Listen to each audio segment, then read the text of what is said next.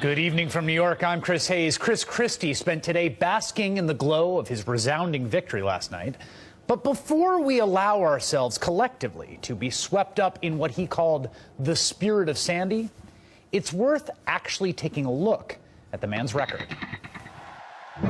Big news, big election results across the country. Big win for Chris Christie in New Jersey, boost for his presidential prospects. Republicans are crowing about the big Chris Christie landslide in New Jersey. Governor Christie, wow. As he prepares to become the national frontrunner for the 2016 presidential race. Was that a campaign speech for running for president for 2016? That wasn't an acceptance speech, that was an announcement speech. So Chris Christie is running for president on the theme, I can do it.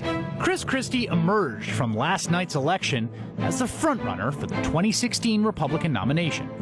And he got there thanks in no small part to Hurricane Sandy. But don't take our word for it. My pledge to you tonight is I will govern with the spirit of Sandy. The spirit of Sandy that Christie evoked so many times last night is one thing. But the facts of Sandy recovery are something else entirely. New Jersey received billions of dollars in federal aid to rebuild, and $1.8 billion of that came from the U.S. Department of Housing and Urban Development to get people back in their homes. To get that money, Christie promised that 60% of the funds would be reserved for low to moderate income households. Right now, it appears Chris Christie is breaking that promise. Of course, we don't know for sure. Fair Share Housing Center, an advocacy group for affordable housing, insists they're just as frustrated. The center sued the state for what they call the administration's failure to provide the most basic documents on why thousands of families have been denied assistance in rebuilding post-Sandy. Because the Christie administration has released almost no information about how the federal money is being spent. What we do know came out of a lawsuit that alleged the Christie administration was improperly withholding data on the funds. In response to that suit, Christie's government released information on where just a fraction of it all went.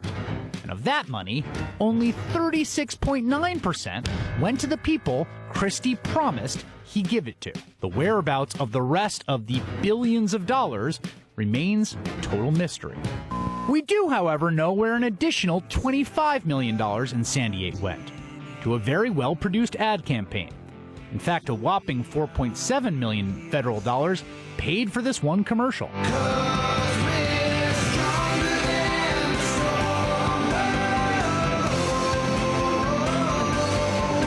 Turns out, the firm hired to run the campaign had been chosen over an advertising firm that had bid 40% less, but did not propose using the governor's family in the spots. The Jersey Shore is open. The word is spreading. Because we're stronger than the storm. You bet we are. Right now, there are thousands of people still out of their homes 1 year after the storm hit. Did you think when all this happened that a year later you'd be in this condition? Never. We honestly figured maybe 6 months and we'd have a home. Mortgage defaults are up over the past year in the Sandy-hit areas. 75% of New Jersey residents affected by the storm say people like them have been largely forgotten in recovery efforts. For many people in New Jersey, Sandy was the worst thing that ever happened to them. Chris Christie, it could be the best. You see, a mission is different than a job. A mission is something that is sacred. It's a sacred trust that was thrust upon me and you. Chris Christie is not just benefiting politically from a natural disaster. He is benefiting politically from a natural disaster made more disastrous by his own administration's failure to prepare. During his first term, Christie defunded the state's Office of Climate Change and Energy. After Sandy, when reporters filed public records requests to New York and New Jersey, they found that New York City's transit plans for severe storms is detailed in 5 binders, each 3 inches thick. New Jersey's transit plan, 3.5 pages, with everything blacked out. My pledge to you tonight is I will govern with the spirit of Sandy. Joining me now is Andrea Casamatis, a Hurricane Sandy survivor who lives in Union Beach, New Jersey. She appeared in a Barbara Buono campaign ad, did not work for the campaign. Andrea, thank you for joining us tonight. Your home was destroyed by Hurricane Sandy, am I right? Yes. And it's a year later. What's going on? Right now, myself, my 2 boys, and my fiance and our dog are living in a trailer in our driveway. staring at an empty, vacant lot. Have you gotten help from the state? What's going on? We're still awaiting the RREM grants. We were one of the preliminarily accepted for the grant. I filed for the grant an hour after the grant had opened online. Went in for the filing of the paperwork. I took 3 separate days off to go and file the paperwork, sign the documents they requested, bring the same documents back a second time, a third time, sign them over and over. And just, haven't had any movement since end of August, beginning of September. The morning after Sandy, when you woke up and you had been, I know it had been a horrible night for you. I understood you spent the night in your house on Union Beach. When you accounted for your loved ones, was there any part of you that thought a year later, on the year anniversary, you would be in a trailer in that lot with the house still destroyed? No.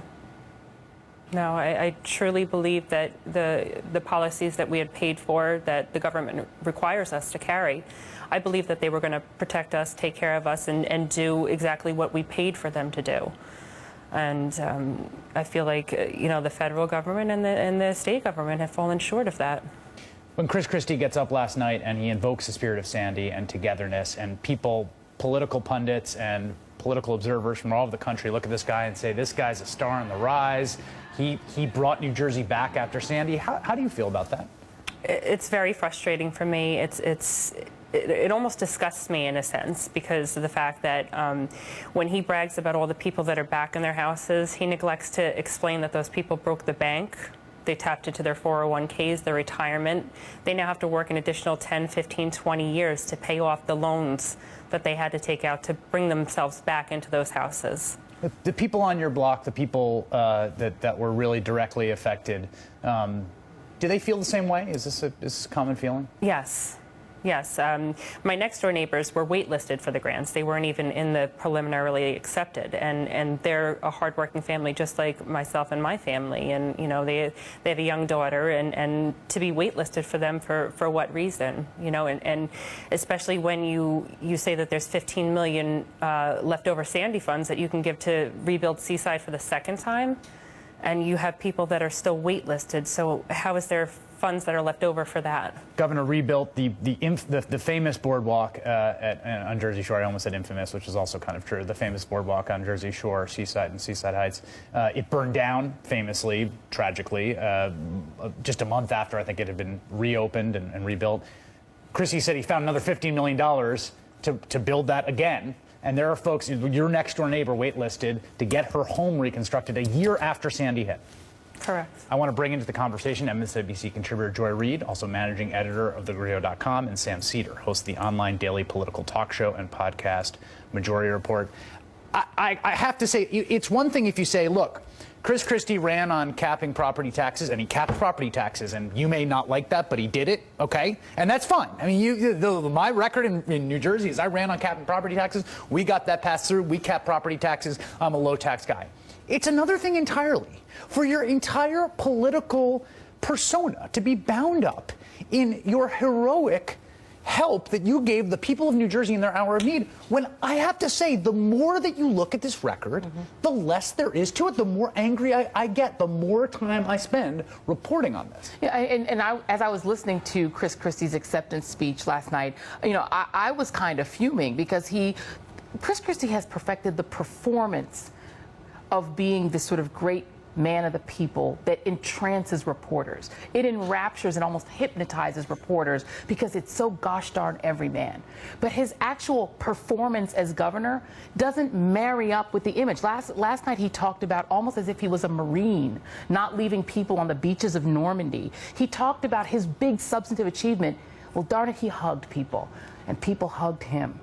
That is not, it is a minimum standard for a governor to accept federal aid. He did do that, and he didn't hate Barack Obama in the process. He gets credit for being able to do that in a Republican Party that punishes you for not hating Barack Obama. He deserves credit for that. That's a low bar. It's a low bar. He cleared it, but then I think this was so important. It's the first time I've actually heard broken down, what did he actually do to earn this rapturous response from the media. Yeah, I thought it was incredibly craven. I mean, he's talking about this concept of the spirit of Sandy, which is actually people coming together after a tragedy, which again, like, I'm not raining on. It is an amazing thing. I have seen it firsthand. But it has nothing to do with him. Right. And he put himself in the middle of that so-called coming together as if it was his alchemy that brought people together after suffering from this horrible tragedy. And yet, the one thing that he could do, above and beyond the idea of your neighbors coming together to help you, is to deliver that federal aid, to do so in a transparent and timely fashion, and he failed at that. Is that how you feel, Andrea? Absolutely, absolutely. I can't believe even with this special election that they had to come up with this year,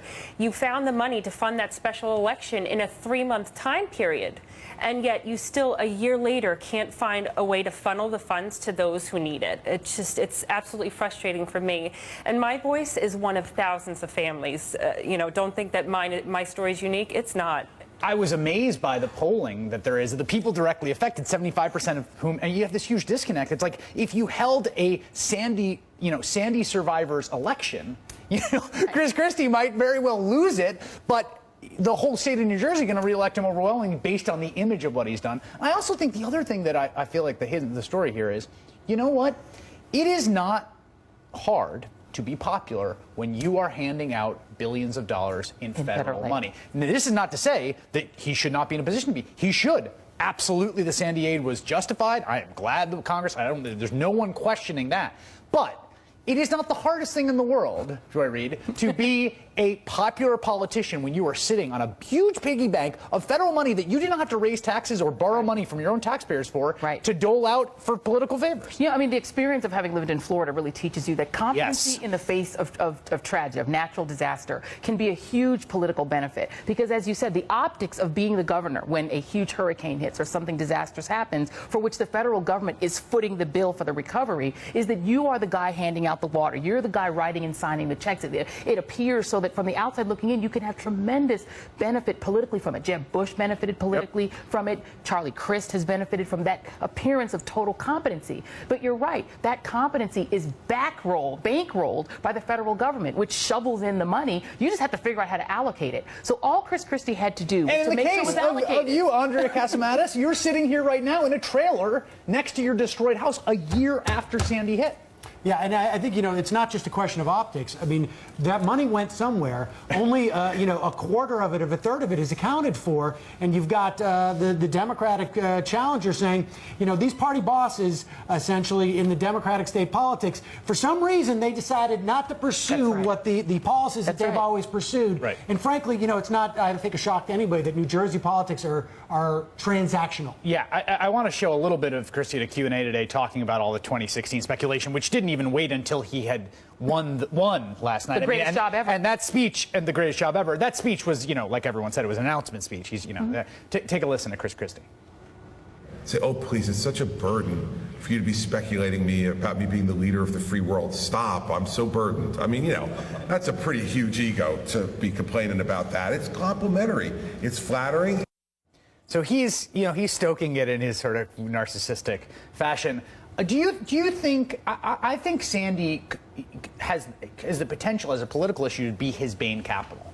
Because it's one of those things, no, I'm serious, because it's like, at the end of the day, did you do the job? What do you do in your past? And I think it's going to follow him soon. Yeah, I think that's going to be a problem. I mean, look, that speech last night was really for a bunch of cable hosts. I mean, in all honesty, America was not watching that speech. Yeah. There are a lot of New Jerseyites, I think, who, the ones who have a real problem with what the reality of Sandy is, they're not being heard, obviously. That was there to start the narrative that other people are going to carry forward for him as he gets to closer to 2016. And I think you're right. They're going to build on that, but this could come back to bite him. Andrea Casamatis, it's so wonderful to have you here tonight. Thank you very much, and good luck with rebuilding and recovering. MSNBC contributor Joy Reid and Sam Cedar from The Great Majority Report. Thank you all. Coming up. What about the people Medicaid expansion promises to help? Under Medicaid today, participants experience no significant improvements in physical health. And according to a UVA study, facts reveal that Medicaid patients are twice as likely to die during surgery as patients with private insurance. Tell your legislator today to vote no on Obamacare. Vote no on Medicaid expansion. That ad by our old pals, the Koch brothers, has been making the rounds in Virginia. We'll tell you why it didn't work ahead.